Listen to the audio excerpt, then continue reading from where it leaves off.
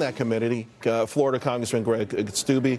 Congressman, thanks for joining us. I was shocked to read this morning that Jerry Nadler wanted no part of this. I mean, we're talking Jerry impeachment Nadler here. Does that just underscore how far-fetched this has become? Well, I think what was interesting was his quote was said, we're too busy trying to impeach the president or dealing with impeachment of the president to be focused on that right now. You know, it's just sad that we've gotten to a place in American politics where people can just make an accusation with no basis, no evidence, no facts to back it up. And then suddenly it becomes a narrative to the point where the New York Times is retracting their story and the justice doesn't even have the opportunity for due process to defend himself. The witness that apparently this happened to is saying that she doesn't remember it happening. The other people that were there says they don't remember it happening. So there's absolutely no evidence to back this up. Yet here we are talking about Justice Kavanaugh again and slandering a good justice's name.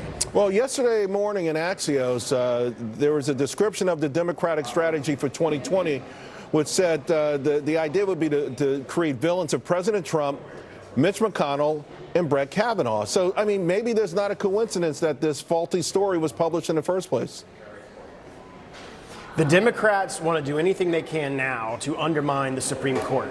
And so by doing this, they're creating this narrative to undermine anything and everything that he does. Even Ford's own attorney talked about that this was purely political and he would have an asterisk behind his name for the rest of his career. And that's now what they're trying to do. They're trying to politicize the court by politicizing Trump's nominee. And Americans should just not stand for it. And I hope that they don't. Are you surprised, though, how quickly a lot of politicians, mostly Democrats, seized on this New York Times story so swiftly, without any vetting of their own, to even come up with the idea of impeachment? Well, it's just how they've seized on the narrative of collusion with Russia and the Trump campaign.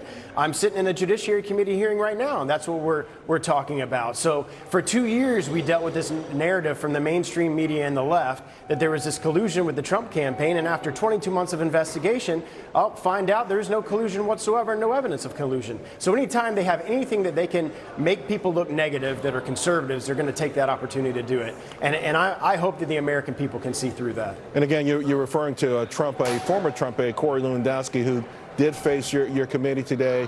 What we saw, of course, he's the first witness in the Democrats' impeachment probe. To your point, you were there. I'm reading headlines out of this, and it's like the hearing descends into chaos and the personal vitriolic attacks. Very little questioning. The American public, is it okay for us to see? I mean, I know about the sausage making, but this seems to be something entirely different. You have chairmen of the Judiciary Committee not following their own rules. You have them making their own rules and not following it. You have such a lack of decorum where members of Congress are calling the witness a chicken, despite the fact that he showed up here voluntarily. And then after he agreed to show up here voluntarily, he was subpoenaed by the chair. So it's just, I think people are sick and tired of these political games. They're sick and tired of these narratives. They know that there was no collusion between the Trump campaign and Russia, yet the Democrats have no other thing that they can talk about because they don't want to talk about their policy narratives. They don't want to talk about the Green New Deal and Medicare for All because they know the American people don't support that. So here we are again talking about impeachment. Congressman, thank you very much. We'll let you get back. Appreciate it. Thank you. Thanks for having me.